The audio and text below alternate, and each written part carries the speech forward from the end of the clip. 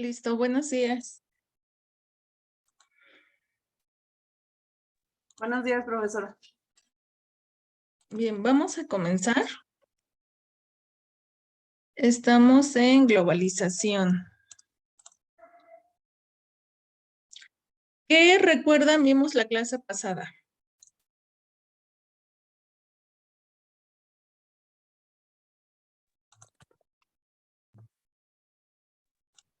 Sobre las teorías económicas. ¿Y qué más?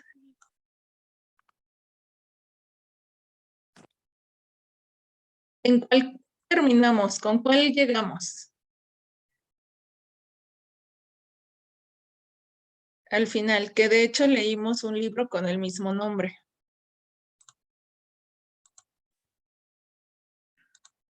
¿Cuál era la última que mencioné? Los síntomas. Los Ajá. síntomas. ¿Pero con qué teoría económica estaba relacionada los síntomas? Capitalismo. Con No. el neoliberalismo. Con el neoliberalismo, así es. Hablaba del neoliberalismo y los síntomas, ¿no? De hecho, el libro tiene que ver con cómo sobrevivir al neoliberalismo sin dejar de ser mexicano, ¿no? Y estos síntomas son los síntomas o características que trae consigo el neoliberalismo. ¿Quién menciona algunos síntomas o quién recuerda algunos de estos síntomas?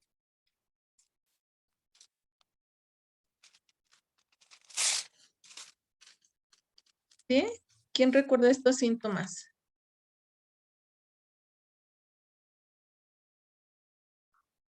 Que incluso comentábamos si sí se están viviendo aquí en México. Y muchos de ustedes comentaban que sí, en especial en el trabajo, o los que tienen que ver con el empleo. Pero ¿qué La síntomas? migración. Migración, nos vamos de un lugar a otro para buscar un trabajo, ¿no? ¿Qué más?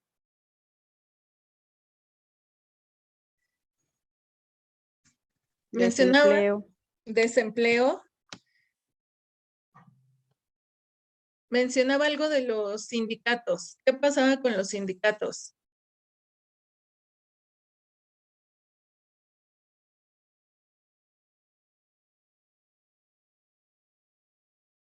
En el neoliberalismo, ¿qué pasa con los sindicatos?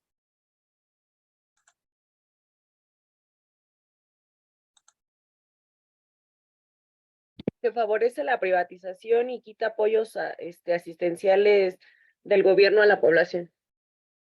Ok, favorece la privatización y en especial el gobierno. Acuérdense que hablábamos de una utopía, que era un estado benefactor, ¿no? El que iba a ayudar, el que iba a proporcionar a su gente lo que necesitara, pero con este nuevo modelo el estado benefactor desaparece. Desaparece ese estado benefactor y se da inicio a la privatización. Así es. ¿Y qué pasa con los sindicatos? ¿También van a qué? Desaparecer. A desaparecer, ¿no? Y de hecho hablábamos de varios sindicatos muy fuertes que fueron tirados, ¿no? O representantes sindicales y los tiraron. Todo esto viene a raíz de este neoliberalismo. También comentábamos, ¿no? Que más o menos en qué año llegaba en México. ¿Alguien recuerda en qué década aproximadamente? Década. ¿Fue con Salinas de Gortari? No estoy segura. No En sé el qué 80, década. fue tantito antes. Ajá, en 1970. Ajá, así es. Entonces, realmente México siempre se une a estas políticas, ¿no? Tarde o temprano México entra en la dinámica. Ahorita vamos a comenzar con este neoliberalismo en el que nos quedamos la clase pasada y vamos a ir haciendo algunas comparaciones. Les voy a proyectar 4 preguntas que ustedes van a escribir. Esas preguntas van a ser una evidencia también. Ahorita las copian y a partir del video lo vamos a ver a grandes rasgos. Pero posteriormente me subes esa tarea en plataforma. Ahorita ya está arreglado lo de la plataforma. Ya nada más es subir todo lo que llevamos para los compañeros que no han podido checar nada. Ya en En esta semana me doy a la tarea de subir todo. Bien, déjenles proyecto. Las preguntas serían estas. ¿Qué es el neoliberalismo? ¿Dónde se implementa por primera vez esta política? ¿Cuáles son sus características principales? Algunas de esas características ya las vimos, ¿no? En cómo sobrevivir sin dejar de ser mexicano, cómo sobrevivir al neoliberalismo. ¿Y qué se dice sobre la privatización? Que es una de las principales características. Vamos a ir aterrizando en esta parte.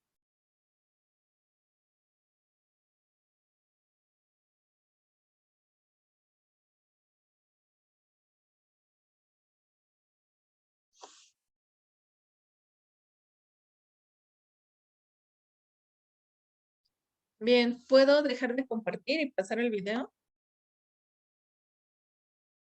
Voy, maestra, permítame. Ok.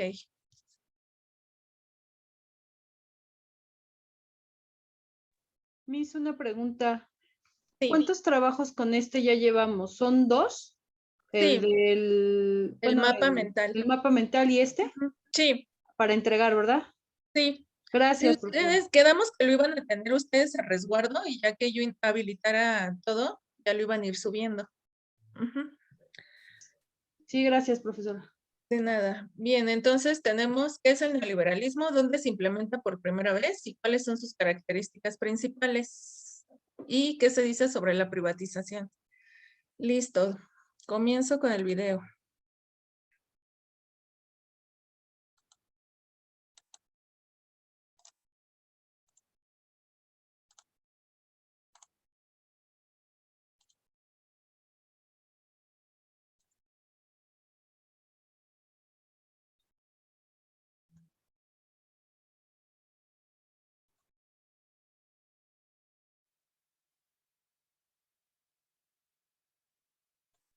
Hoy vamos a hablar un poco sobre el neoliberalismo.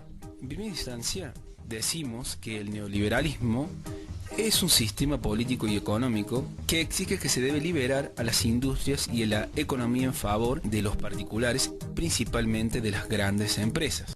Hasta ahí ya tenemos la respuesta a una pregunta bien sencilla. Un sistema político y económico, y veamos que el neoliberalismo forma parte de las teorías económicas.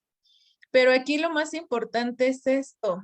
Exige que se debe liberar a las industrias y a la economía en favor de los particulares. Ojo, ya vamos entrando a esta parte de privatizar, ¿no? Principalmente las grandes empresas. Y aquí da origen a algo que le llamamos monopolio. ¿Qué es un monopolio? Que ¿Alguien una sabe? persona es dueña de varias empresas y es, bueno, es un solo dueño y se apropia de un solo mercado. Por ejemplo, Así Bimbo, es. que supuestamente nada más es Bimbo, pero en realidad no, porque pertenecen al mismo, pero es Marinela, que pertenece a su hija, pero son los mismos dueños. Y Así así con es. varias empresas. Así es, los monopolios son dueños de productos de una sola marca, pero que abarca todo el mercado, ¿no? No tienen competencia y la poca competencia que tengan, pues no les hace nada. ¿Vale? Ellos son los dueños de estos mercados. Bien, seguimos. Ahora bien, ¿para qué necesita esta liberación de las empresas? Bueno, particularmente para que en fomento de las fluctuaciones estas empresas deciden el precio y las funciones que deben o pueden tener las mercancías y los procesos en relación a la humanidad. Así, los gobiernos y los estados se encontrarán a expensas de un pequeño grupo que decidirá los precios en forma libre de alimentos, medicinas y servicios, entre otras cosas. Bueno, vamos a pasar sobre la caracterización o características u otros puntos que puedan caracterizar al neoliberalismo. Bueno, para dar un pantallazo histórico breve, el neoliberalismo se impuso primero en Estados Unidos y en el Reino Unido, aunque su aplicación es muy distinta. Ahí ya tenemos otra respuesta. ¿Dónde se impuso primero? Y ya tenemos esos dos lugares, Estados Unidos y Reino Unido. Más adelantito vamos a ver quiénes fueron las personas encargadas de esto. distinta entre los países en el mundo. No obstante, el patrón es el mismo, y los efectos más similares que diferentes. Esa es la razón por la cual analizar el neoliberalismo estadounidense es especialmente útil por ser la forma canónica de proyecto para comprender esta nueva configuración. El neoliberalismo tiene una serie de características principales. Entre la primera, podemos destacar la desregulación del comercio y las finanzas, tanto en su nivel nacional como internacional, como así también la privatización de muchos servicios brindados por el Estado, la cesión por parte del Estado de su compromiso de regular activamente la condición macroeconómicas, especialmente en referencia o en relación al empleo, así también la brusca reducción en el gasto social, la reducción de los impuestos a todas las empresas y familias, ataques desde el gobierno y las empresas a los sindicatos, desplazando el poder a favor del capital y debilitando la capacidad de negociación de los trabajadores, como así también la proliferación de los trabajadores temporales sobre los trabajos físicos, la competición desenfrenada entre las grandes empresas en relación a un entorno menos agresivo propio de la configuración de posguerra, introducción de principios de mercados dentro de las grandes empresas, particularmente en lo referente a las remuneraciones de los trabajadores de más poder. Bueno, otras de las características del neoliberalismo que podemos agregar son las siguientes. Insisten en que la iniciativa privada tiene mejores métodos tanto para explotar como para modificar los procesos económicos, así los obreros ganan más y existirá un movimiento más elevado de capital. Otra característica es claro que el concepto de libertad con el que se introdujo dichos sistemas se ha contradicho ampliamente, pero de todas formas esta ideología se encuentra siempre a favor de las grandes empresas. Filosófica y políticamente se encuentra muy discutida, pues la política de izquierda se enfrenta directamente a esta doctrina por considerarla completamente entreguista.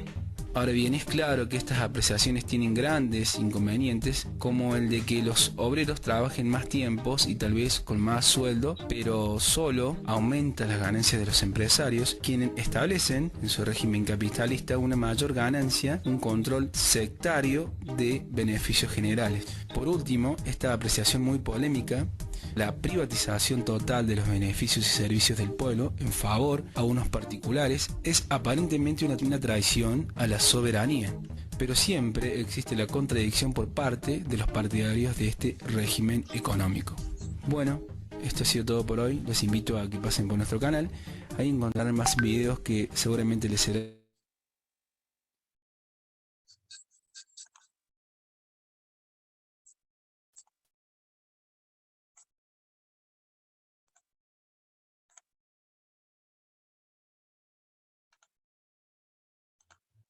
Bien, listo. Entonces tenemos características.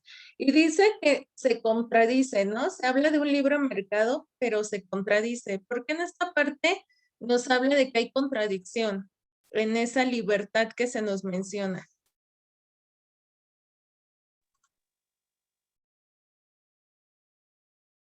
¿Por qué habrá contradicción? ¿Por qué se habla de un libre mercado, pero dice que ahí se contradice? Yo creo que por el ejemplo, por ejemplo, del Tratado de Libre Comercio, ¿no? Que se supone que es un tratado donde se puede comercializar con Canadá y con Estados Unidos, pero pues en realidad no es así. Los aranceles que le aplican a los productos mexicanos son mucho más altos que todo lo contrario. Todo lo que viene de otro país, bueno, de Estados Unidos, puede entrar libremente y nosotros no. Así es, ¿no? Esos estándares de exigencia, esas características que piden, sí. A mí me ha tocado presenciarlo, ya se los comentaba en la clase pasada. Por ejemplo, cuando se exporta aguacate para Japón, para empezar, no se corta la huerta si no le hacen estudios a la huerta. Si los estudios son aprobados, se corta. Pero ¿qué fruta se corta? La que tiene ciertas características, como el tamaño y el que no tenga arrugas, que no tenga manchas, que casi perfecta, ¿no? Entonces, de aquí para allá sí hay exigencias, pero de allá para acá, más bien de ellos para nosotros sí hay ciertas exigencias. Pero cuando se trata de nosotros, ahí sí, nosotros sí hacemos alusión a ese libre mercado, ¿no? A ese libre comercio. Adelante. ¿Qué pasó con las pilas chinas?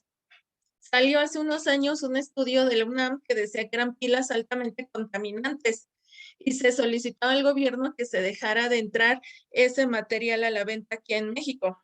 ¿Y se hizo algo? No, No, se siguen comercializando. se siguen comercializando, a pesar de que ya hubo estudios, a pesar de que hubo evidencias. Entonces, México sí da esa apertura, pero cuando se trata de nosotros, ahí sí hay restricciones.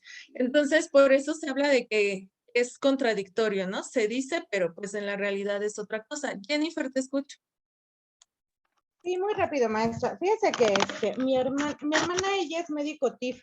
Ella está certificada por el Senacica y me platicaba la semana pasada que bien curioso porque a la carne mexicana justamente le ponen muchos, como muchos impuestos o sea, está muy regulado, ¿no? Justo por el Senacica, porque es la carne que se exporta a Estados Unidos, a Canadá y así, pero la carne que traen de Estados Unidos y demás, que viene, que es importada, nadie la revisa, nadie la regula. Entonces, ella sí me dijo, dice, mira, yo por mi ética, yo no certifico esa carne. Yo he regresado embarques completos, dice, porque yo no certifico esa carne, o sea, es carne que es para consumo humano y es nuestro consumo, ¿no? Yo no la certifico, pero ¿cuántos de esos médicos tienen esa capacidad ética de hacerlo? Y le han ofrecido dinero, pero dice, no, yo los regreso. Así Entonces, es. Es otro ejemplo y tiene que ver con estas normas y estándares de calidad, ¿no? Pero, pues México, recordemos que también se mueve en la corrupción, ¿no?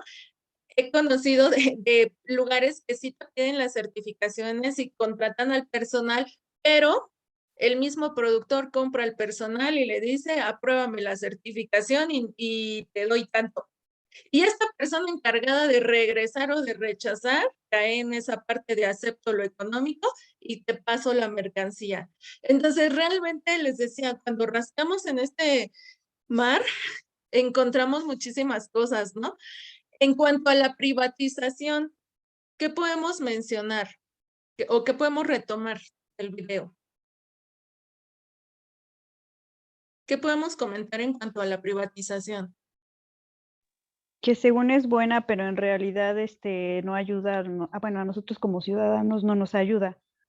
Porque, bueno, ahí está el ejemplo, ¿no? De Telmex, que pues era Teléfonos de México, y pues lo privatizaron y pues no tuvimos ningún beneficio. Eso también, no nada más es con Pemex, sino con otras, ahorita no me vienen a la mente, pero hay muchas empresas que se han transformado de ser del pueblo, digámoslo así, a ser ya privatizadas, y ahí ya nosotros ya no tenemos ningún beneficio como ciudadanos. Así es, nos hablan de que tendremos beneficios, pero nuevamente esos beneficios son para unos cuantos. A ver, escucho a Alma. También ahí entraría que lo que era antes Luz y Fuerza, que ahora es CFE. Pues sí, se supone que se vende, no era una paraestatal y se vende. Entonces, realmente en este argumento de privatizar, lo que se nos vende a la gente es, te vamos a dar un mejor servicio, ¿no? Te conviene que se privatice porque va a ser lo mejor para ti. No sé si recuerdan, ahora que pasó lo de Pemex, la televisión estaba bombardeada de anuncios sobre las diferentes marcas de gasolina que iba a haber, ¿no? E incluso uno que aparecía mucho era Hiroshima. Hiroshima era uno que aparecía mucho. Entonces, te bombardean diciéndote que va a ser económico a tal costo, que va a tener estos beneficios, y tú dices, sí, lo aceptamos porque va a ser un bien para nosotros. Pero ya que se logra esa privatización, resulta que ¿qué? ¿El bien es para todo el pueblo, como dicen? No es para los que según supuestamente No hicieron. solamente para algunos particulares. Algunos particulares, e incluso para quien lo puede pagar. Eso es lo peligroso de cuando se privatiza. ¿Quién puede acceder a lo que está privatizado? ¿Quién puede pagarlo? Y entonces un sector de la población queda aislado e imposibilitado de. Hace unos años igual la UNAM entró en huelga porque se quería privatizar. La UNAM es la máxima casa de estudios, ¿no? De nivel superior. una de las a la que mucha gente de escasos recursos pues ha accedido y han logrado concluir una profesión. ¿Por qué se resistió a la privatización de esa escuela? Pues porque la iban a hacer privada y obviamente ahora sí que el pueblo ya no iba a poder tener acceso a esa educación, iba a dejar de existir la soberanía. La autonomía. Jennifer, te escucho. Sí, maestra, es que cuando se privatiza alguna empresa o, en fin, algún servicio en específico, atiende es que no son necesidades, ¿no? Sino más bien atiende a lo que el sector económicamente, o sea, los pensantes económicos mayores, demandan, ¿no? Por ejemplo, o sea, si la UNAM se privatizara, obviamente ya el resto del pueblo se quedaría sin las posibilidades de poder ser educados con una educación de calidad. Entonces, porque las demás universidades, lamento decirlo, ¿no? Pero, híjole, sí dista mucho de la calidad educativa que tiene la UNAM, por ejemplo, el Poli, en fin. Entonces, pues es por eso, finalmente, dejaría de ser autónoma, dejaría de ser para el pueblo y atendería a las demandas de los sectores económicos más, pues con mayor plusvalía. Así es, ¿no? En esa cuestión que tú mencionabas, tiene que ver con el comercio, la oferta y la demanda. Entonces, la educación se empieza a ver como un servicio, como ofertar ese servicio, pero a cambio de un costo, ¿no? Como la UNAM tiene cierto estatus, pues vamos a venderles, ¿no? Y eso es algo muy horrible porque en esta globalización hay depredadores que están atentos a qué se vende. Y eso que incluso puede ser cultura, lo convierten en mercancía y te lo venden. Claro ejemplo, ¿no? La Virgen de Guadalupe en la famosa imagen, creo que le llaman Destroyer, que es la imagen de la Virgen, pero en caricatura. Se coloca en diferentes productos y se empieza a comercializar. Entonces, ese es un ejemplo de depredación donde vemos qué puede vender y lo convertimos en mercancía y empezamos a generar. Por eso también últimamente los pueblos indígenas han metido ciertas quejas y denuncias donde ciertas marcas como Zara se roban los bordados, ¿no? De ciertas culturas, los ponen en sus prendas y los empiezan a comercializar. Entonces caemos en lo mismo que decía Jennifer, ¿no? Lo económico, el vender. Artesanías mexicanas que podemos encontrar en algún pueblo, ahora ya las encontramos en los supermercados y cuando leemos la etiqueta dice de China, ¿no? Entonces, todo esto tiene que ver, sí, con la globalización, sí, con lo económico, sí, con el neoliberalismo. ¿Por qué? Porque el neoliberalismo viene siendo esta parte económica que nos habla de un libre mercado, donde tú puedes comercializar y comprar desde donde estés, a quien quieras, lo que quieras, como quieras, ¿no? Pero cuando vamos rascando más de fondo nos damos cuenta que pues no a todos beneficia, no a todos llega por igual. Y caemos en esto que venimos llamando y los patenta, ¿no? Es lo más triste, nos dice aquí la compañera. Llegamos a esto que viene siendo la privatización. Privatizan. ¿Y quién accede? Unos pocos, ¿no? Hay países donde la educación sí está privatizada y para acceder a educación tienes que pagar. E imagínate, en una familia que son 3, 4 hijos, solo va a acceder uno al que se le pueda pagar o ninguno. Entonces, ante eso, México pues todavía goza de beneficios, ¿no? Porque incluso en el artículo 3 nos dice que la educación es obligatoria, laica y Gratuita. gratuita, ¿no? Tenemos ese beneficio, pero si seguimos en esta dinámica, ¿a dónde vamos a parar? Por ahí había una compañera que tenía la mano levantada. No sé si quiera participar o ya no.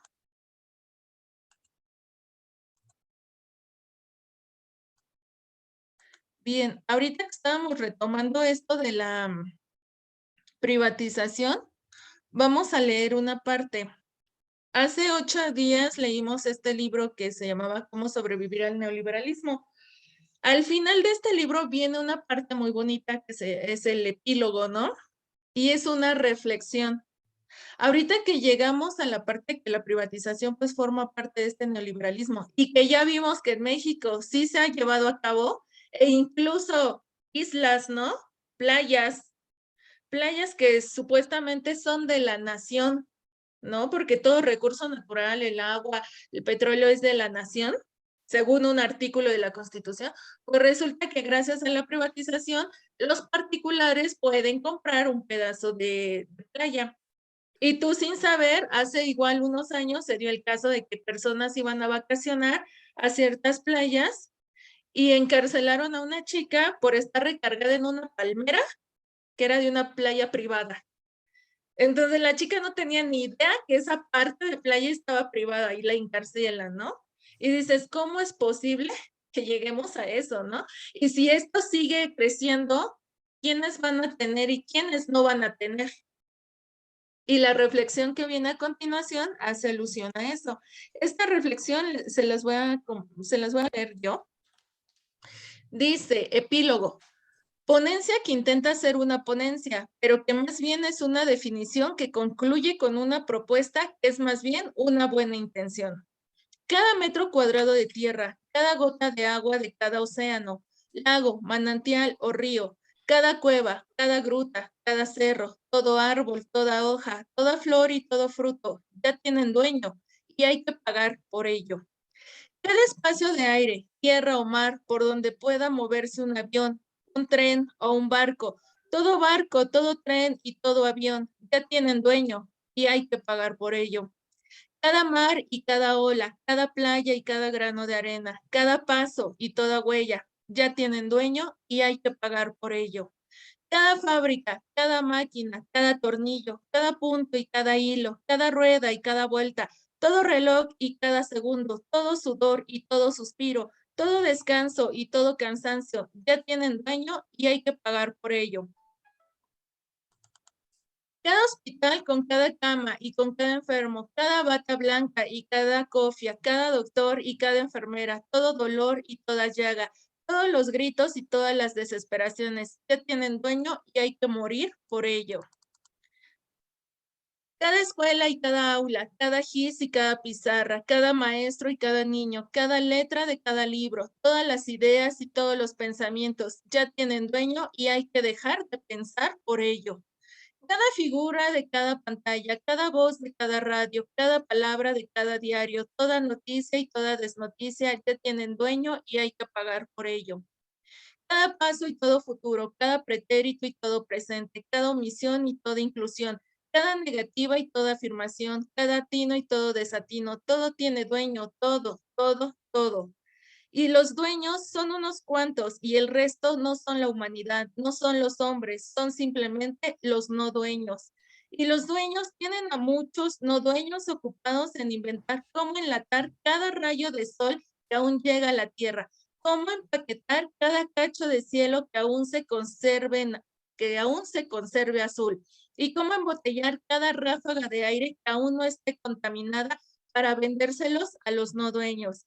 Y cada dueño tiene el derecho de maltratar, escarnecer, explotar, burlar, coercionar, enajenar, engañar, vender, comprar, matar, adquirir o desechar a todos los no dueños.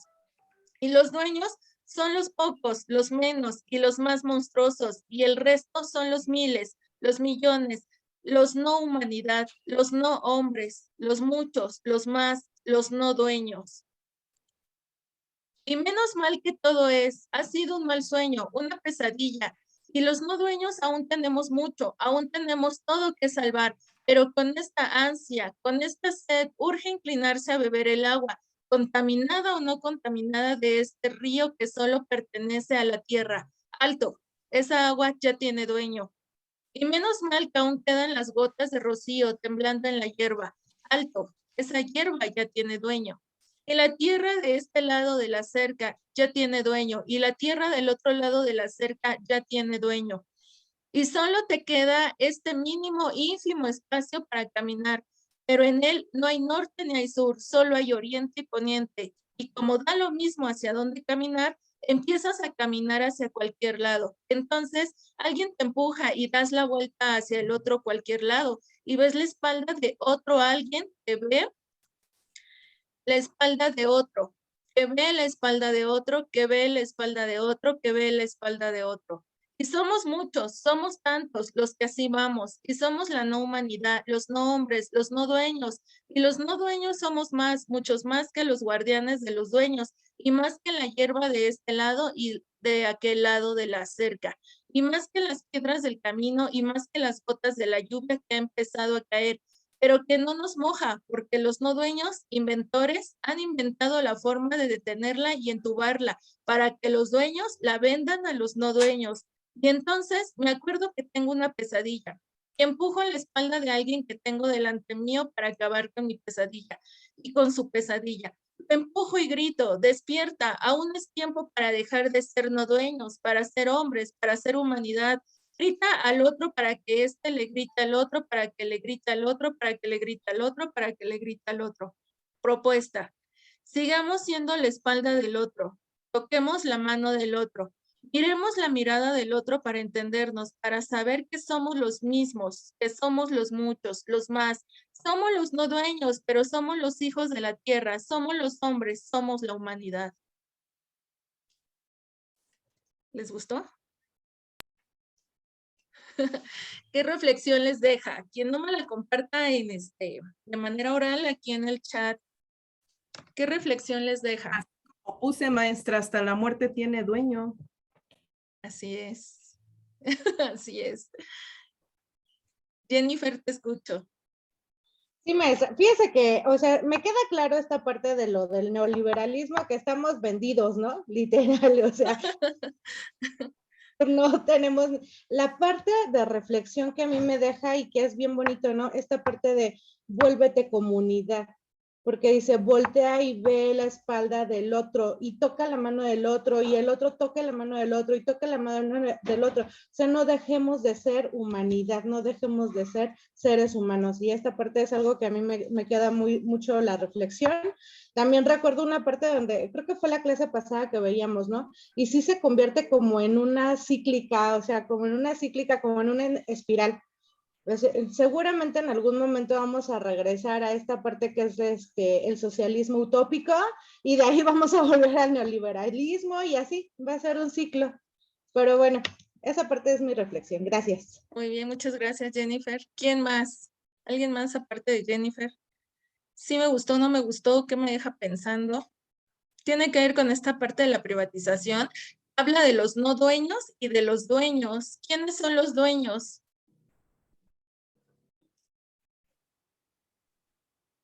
Pues maestra, pues primero, hola, buen día. Pues, relativamente nosotros no somos dueños de nada, ni de nuestra vida propia, porque también la debemos. Tan solo cuando hacemos trámites se nos piden un sinfín de documentos que no tenemos para cuándo terminar. Perdón, es que se cortaba. ¿Podría repetirme, por favor? Sí, que pues prácticamente no somos dueños de nada. Ahora sí que hasta, o sea, se ve mal, pero hasta cuando realizamos un trámite, o sea, nos sigue en un sinfín de documentos que pues a veces mejor lo dejamos a la deriva si realmente por la falta de tiempo y por tanto protocolo que nos pide que pues realmente como dicen, ya no somos dueños de nuestra propia vida. Sí. En esa parte de, pues no somos dueños, yo creo que todavía estamos en posibilidad de no dejar de ser dueños, porque realmente cuando este texto nos habla de los dueños y los no dueños, los dueños son los que tienen el recurso económico para comprarlo y poseerlo. Y los no dueños somos los que no tenemos ese recurso y estamos trabajando para esos que tienen el recurso, ¿no? Y si lo llevamos a la realidad, a nuestro alrededor y en nuestro entorno, así es la dinámica. Pero aquí la invitación es precisamente esa, estamos a tiempo de, por ejemplo, en China, no sé si han visto que se vende aire puro, enlatado, ¿no? O sea, y dices, ¿cómo? Hay veces que la contaminación está tan mal que no puedes salir y si sales al aire, pues tienes que llevar tu mascarilla con tu oxígeno. No se ve un amanecer o una puesta de sol, se ponen pantallas para poder apreciar ese amanecer. Entonces, realmente, tal vez como en nuestro entorno no sucede, no lo vemos tan cerca, pero en otros lugares ya está pasando. Hay un libro que se llama Confucio y la globalización y precisamente habla de cómo China ya está un paso adelante y cómo ella ya está previendo que en tantas décadas se queda sin piso donde sembrar, sin recurso natural, sin agua, pero ya está estableciendo esas relaciones comerciales con países latinoamericanos de los cuales puede obtener ese recurso. Y ahorita en la realidad China es uno de los principales países que emite dióxido de carbono. En un año emite todo el dióxido de carbono que emite Latinoamérica. Entonces, imagínate el grado de contaminación. Pero ellos no traen este pensamiento de vamos a revertir o vamos a dejar de, no, es cómo vamos a solucionar esto para nosotros. ¿Sale? Entonces, por ahí va. Marisol, te escucho. Gracias, profesora. Rápidamente, usted nos comentaba quiénes son los ricos, ¿no? Bueno, los dueños, pues son los grandes monopolios, ¿no, profesora? O sea, digo, Carlos Slim es uno de ellos, porque al final del día todo lo que él tiene lo va aunando a su familia, a sus yernos, a sus nietos y demás. O sea, ellos son los grandes. Es un ejemplo, por decirlo así. Y yo me puse a pensar ahorita, yo soy dueña de mí, de mi ser, de mis propias acciones, de mi vida, ¿no? Pero al final del día, pues también nada más la tengo por un ratito. Gracias, profesora. Sí, muchas gracias, Marisol. Tabata. Claro, maestra, yo creo que no estamos exentos de, y está sucediendo, ¿no? En esta época con el Tren Maya que quiere hacer nuestro presidente, pues digo, cuánta gente que tiene territorios, cuántos indígenas que están peleando por esos pueblos, por sus tierras, por la naturaleza, que lleva un fin, ¿no? Que es el cuidado de nuestro ambiente, pero sin embargo, pues se pasa a molar a muchas comunidades, ¿no? Y ¿quién se va a beneficiar de todo eso, ¿no? De todo el turismo y todo el dinero que va a entrar. Y somos un país que no sale de su deuda extranjera, ¿no? O sea, a pesar de tantas cosas. Y ahí me pongo a pensar, yo por eso surgen tantas guerras, todo lo que ahorita está sucediendo con los Alemania y demás, y digo, híjole, la verdad es que la ambición está cañona. Hablamos de humanismo y cuando pedimos la ayuda no nos la dan. O sea, hablamos de mucha humanidad y a veces cuando solicitamos un permiso o caridad o necesitamos de alguien más que está a lo mejor capacitado hasta entre nosotros como colegas, ¿no? Necesitamos ayuda de alguien y ¿qué pasa? Nos ignoran, se hacen o no, o simplemente que te digan, no te puedo ayudar, pero te recomiendo que vayas a algún otro lado. Tampoco sucede. Entonces, híjole, pues la palabra humanismo yo creo que nos queda muy, muy grande a muchas personas. Entonces sí sería estar como conscientes a veces de que si realmente esa parte de calidad humana sí la tenemos o no. Muchas gracias, Tabata. De hecho, conscientes de que aún poseemos, ¿no? Y que no debemos dejar de poseer, porque en este entendido que pones de los pueblos indígenas, ellos son dueños, ¿no? Ahorita son dueños.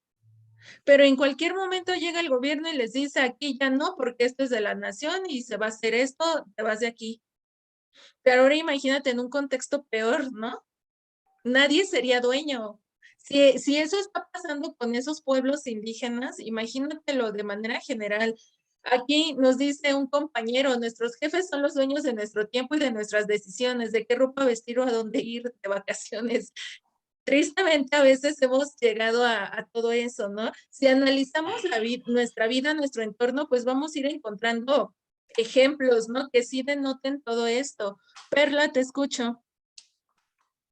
Era como, bueno, yo ponía el ejemplo de la caricatura de Lorax, ¿no? Hay veces que en las mismas caricaturas se va viendo un poco lo que es lo que vamos viviendo, ¿no? Ve que en el Lorax vendían hasta el aire, ¿no? Creo que es la que usted nos explicaba, ¿no? Que se acabó toda la naturaleza y era solamente una persona y era que creo que era barrendero, ¿no? Y llegó a ser él el gran inversionista del aire, o no sé qué, vendían garrafones, ¿no? Pero es Así la es. realidad, ¿no? Hasta que un niño pudo lograr volver a que crecieran todos los árboles, ¿no? Entonces aquí yo creo que y eso porque como dice, se dio cuenta, salió al exterior, ¿no? Brincó la valla y vio que no había nada y que podía lograr la semilla, ¿no? Y a veces en esas caricaturas nos damos cuenta de la realidad que existe, porque hasta en las películas que llegan a pasar, dices, ¿cómo es posible? Y en estas alturas vas viendo que poco a poco sí es cierto lo que está pasando. Entonces sí está en uno, maestra. Y principalmente ustedes que van en esta línea de lo pedagógico, de lo educativo, ustedes tienen a su cargo muchas mentes, muchas espaldas que tocar, ¿no? ¿Cómo las van a tocar? ¿Con qué fin las van a tocar? ¿Qué les van a hacer creer que todo se puede cambiar o que nada se puede cambiar y que ya todo está dado? Entonces, realmente por eso Freire decía que el docente es ese gran intelectual, ¿no? Que tiene que estar en la base de la sociedad. Ustedes tienen que ser conscientes de la importancia de su papel como docentes. Y de ahí aprovechar las ventanas y los quiebres que haya, porque sí tendremos que cumplir con lo que el gobierno mande y ordene, pero en la medida que se abran brechas, tocar. Jennifer, escucho ya para pasar a lo último. Sí, así rapidísimo, maestra. Ahorita que platicaba usted lo de Japón, me acordé, también mi hermano trabaja en un verificentro y entonces, o sea, como nuestra economía inclusive, o sea, México como tal está supeditado a países completamente de otro mundo, ¿no? Porque a nosotros nos cobran un impuesto pagamos por el vehículo que es la tenencia. Otro impuesto que pagamos es justamente las verificaciones. Y me decía él, dice, la realidad es que los carros producen la menor contaminación que te puedas imaginar, ¿no? O sea, efectivamente, quien produce mayor contaminación al mundo, pues es Japón. Pero entonces lo que hace México para ayudar, por así decirlo, pues te meto impuesto sobre impuesto, sobre impuesto, sobre impuesto, porque tienes un vehículo. Y finalmente las empresas y demás, que son en realidad los verdaderos generantes de contaminantes, pues no están pagando todo lo que nosotros estamos pagando. Entonces, pues, triste, pero cierto. Y luego se hacen tratados donde las empresas deben de disminuir sus emisiones contaminantes y no le entran. ¿Por qué? Porque sale costoso contratar tecnología pues de alta punta para eso, ¿no? Y otra cosa, en nuestra constitución se habla de libre tránsito, ¿no? Pero realmente pues pagamos casetas, ¿no? Pagamos por transitar, pero cuando tú indagas para quién se va ese dinero, te das cuenta que se va para el dueño de esa carretera, que tuvo un contrato con el país por 10, 15 años para explotar esa carretera, ¿no? Porque este dueño puso el recurso económico para construir esa vialidad y ahora yo debo de recuperar mi dinero y pues un poquito más. Por lo tanto, cobramos, ¿no? Cobramos para que tengas mejores vialidades. ¿Qué pasó con el segundo piso?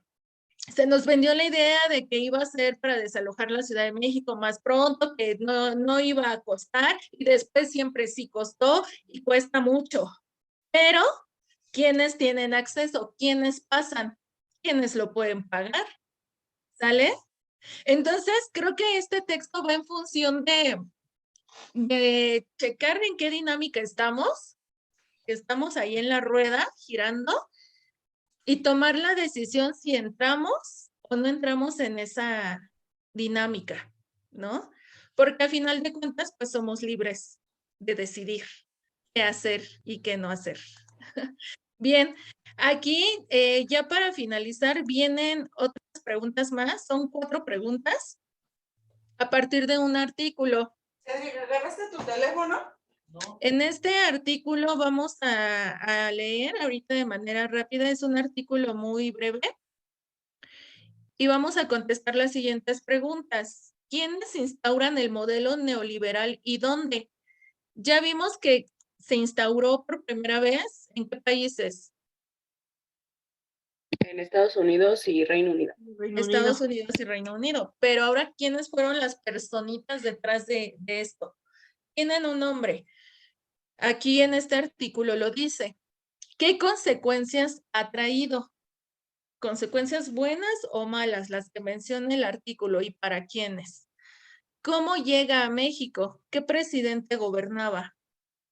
Y la última, ¿cuál es tu opinión sobre el neoliberalismo?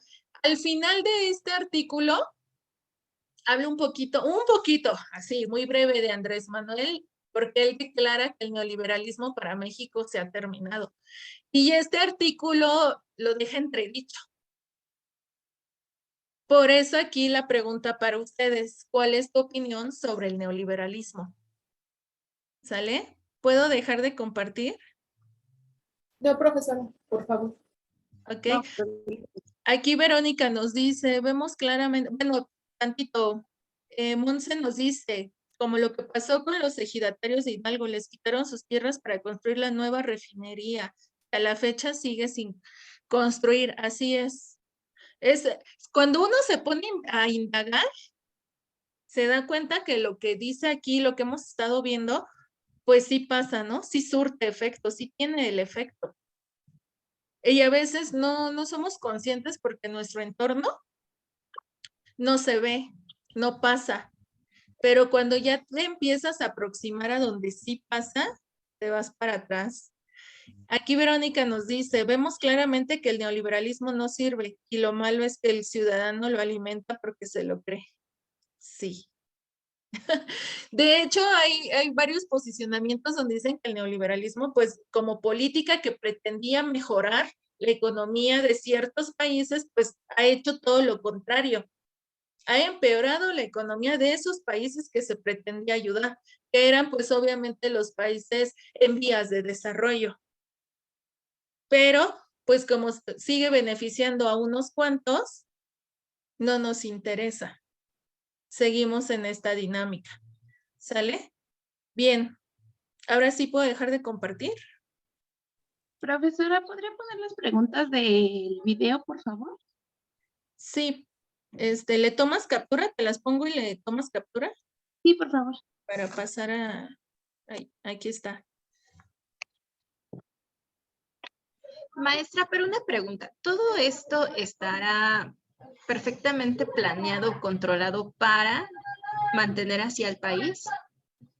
O sea, ¿tiene un propósito o de plano sí se le sale de control a nuestros gobernantes o a quienes manejan todo esto de la política, se les sale de las manos? ¿O sí lo tienen con un propósito?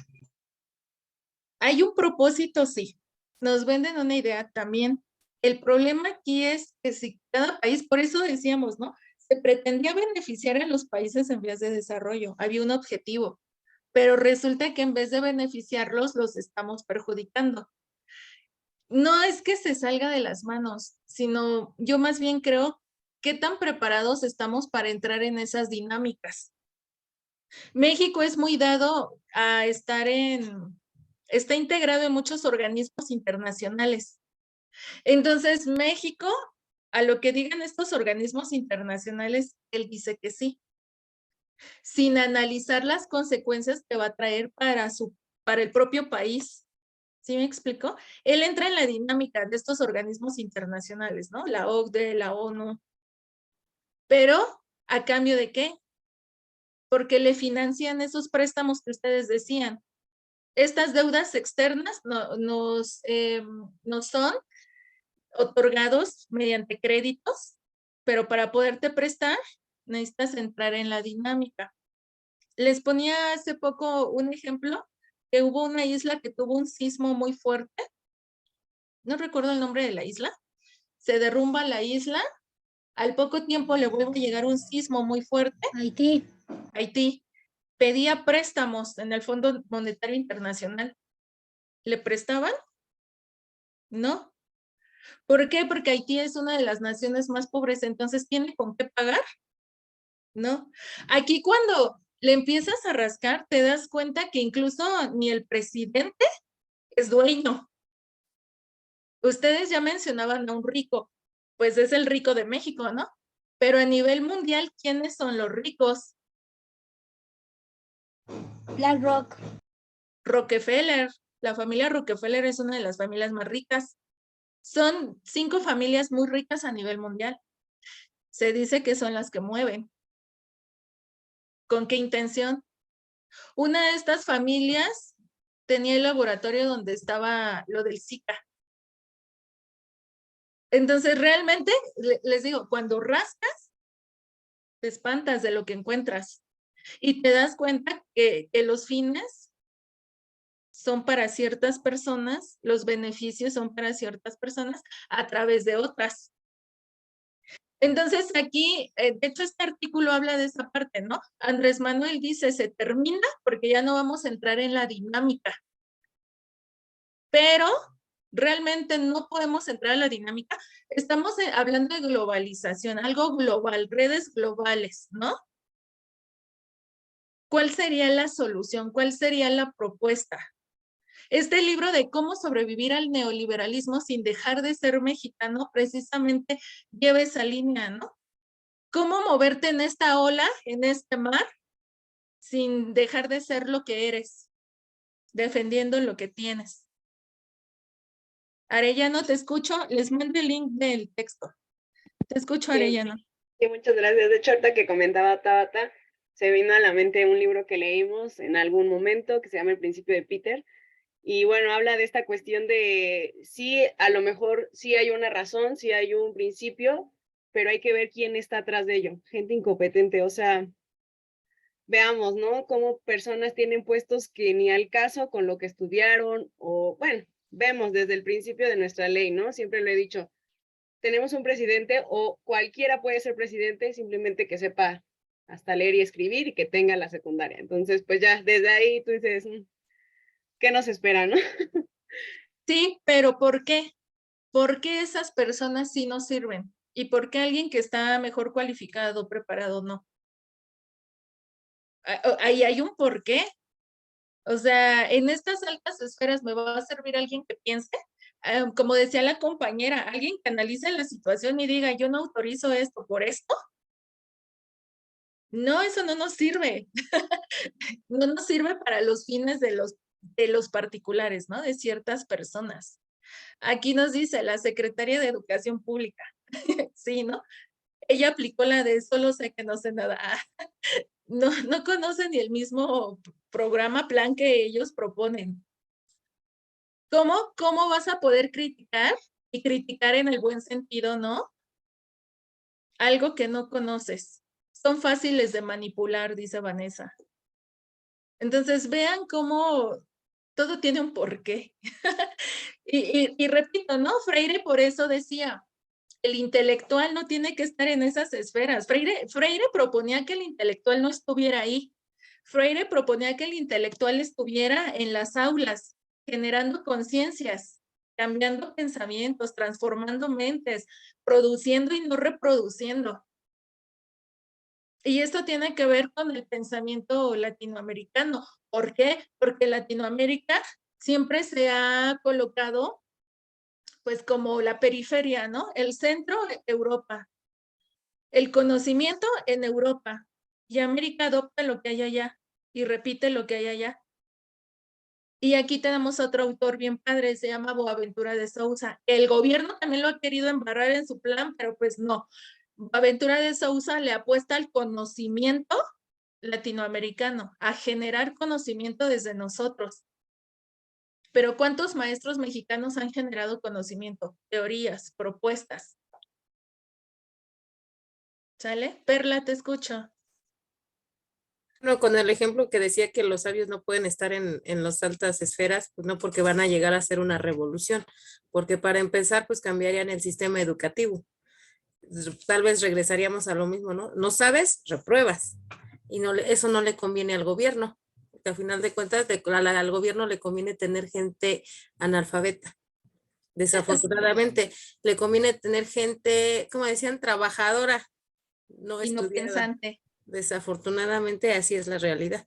Así es. Aquí dice Alfonso, me da la esperanza de llegar a ser presidente. Sí, no. Sí, cuando se busca la transformación, si nos vamos a lo largo de la historia de México, esos presidentes que revolucionaban venían de ser militares, venían del pueblo, venían de abajo, pero pasando cierta época en México, casualmente todos los presidentes estudian. ¿Dónde? En el extranjero, y tienen otra forma de pensamiento, que lejos de ayudar al pueblo del que viene, empiezan a ayudar a los altos. Entonces, por ello digo, sí, o sea, se vale, sí, siempre y cuando pues tu fin sea bueno. Pero pues aquí ven, hablamos de los fines, ¿no? De los propósitos que trae cada quien. Bien, Jennifer. Solo una pregunta rapidísima, maestra. ¿Qué pasa con los masones? Son una secta.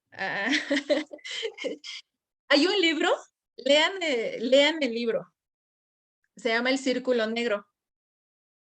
Y en ese libro precisamente habla de que el PRI se encuentra inmiscuido en un círculo al cual pertenecen ciertas personas. Y esas personas son los que deciden quién va a gobernar. En México se le llamaba dedazo, ¿no? Durante el tiempo que gobernó el PRI, que de hecho hay un compañero colocaba el PRI, sí, porque estuvo durante 70 años aquí, decidía quién gobernaba. O sea, nosotros nos venía la idea de que era por voto y todo esto.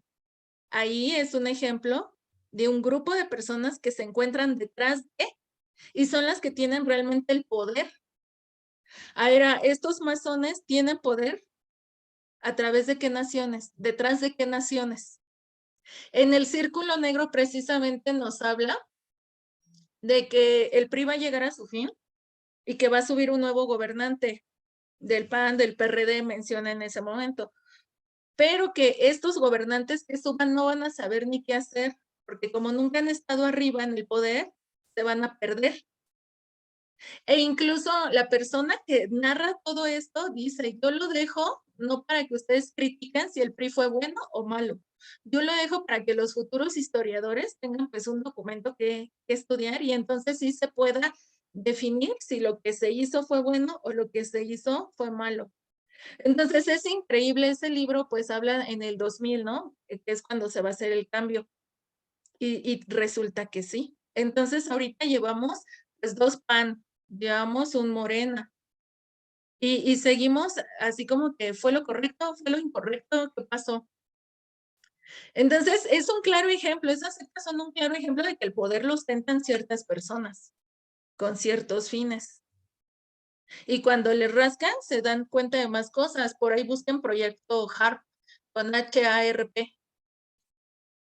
Y te das cuenta que incluso el clima es controlado.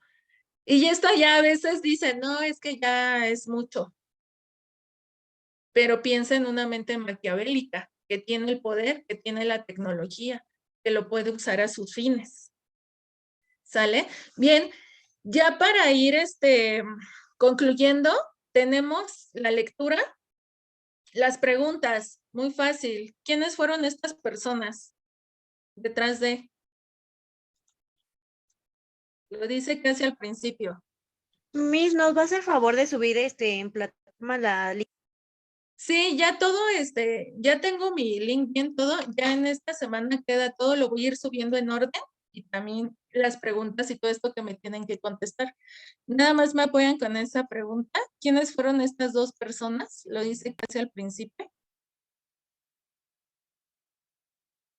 Fueron los masones. Margaret Thatcher, primera ministra del Reino Unido, y Ronald Reagan en Estados Unidos. Thatcher, ¿no? Tienen un nombre, estas personas tienen un nombre. Y aquí tenemos a Thatcher. ¿Y quién es el otro? ¿Es hombre? Ronald Reagan. Reagan. Bien, su tarea, pues les voy a compartir aquí ya lo último. La siguiente clase retomamos estas respuestas al artículo, es un artículo de la UNAM. Y su tarea sería la siguiente. Investigar quién es Noam Chomsky. Una biografía breve de Noam Chomsky. Y leer este artículo. Les mando el link del artículo. Noam Chomsky. ¿Quién es Noam Chomsky? Y vamos a leer ese artículo. Maestra, ¿la puede regresar tantito, por favor? Sí. Gracias. ¿Ya se ve? Profesora. La otra, por favor, profesora. Ok. ¿Sí escucha? Profesora, a la plataforma solo vamos a subir las primeras 4 preguntas, ¿verdad? Las que nos hablan del neoliberalismo. O también vamos a subir estas que nos dio ahorita y lo de la breve biografía. Estas últimas no, y la tarea sí. La de biografía de Noam Chomsky y el artículo. Perfecto. Gracias. Sale. De hecho, ahí les indicaré. Bien. Dejo de compartir y les mando el link.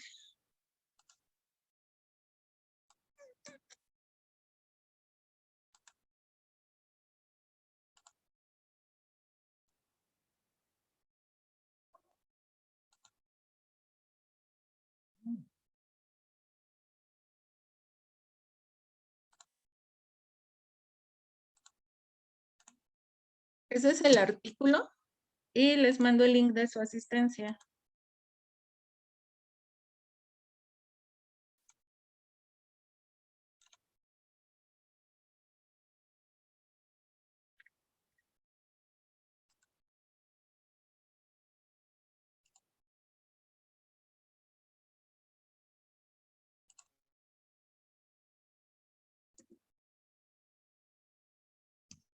Ahí está el guión, perdón, de su asistencia.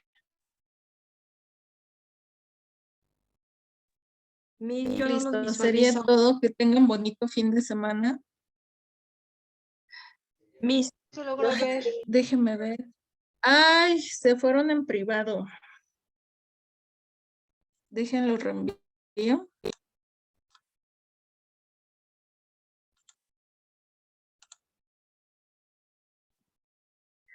Ese es el del artículo.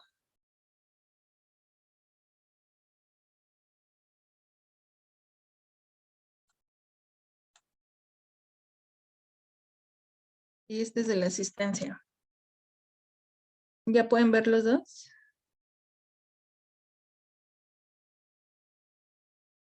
Sí, maestra.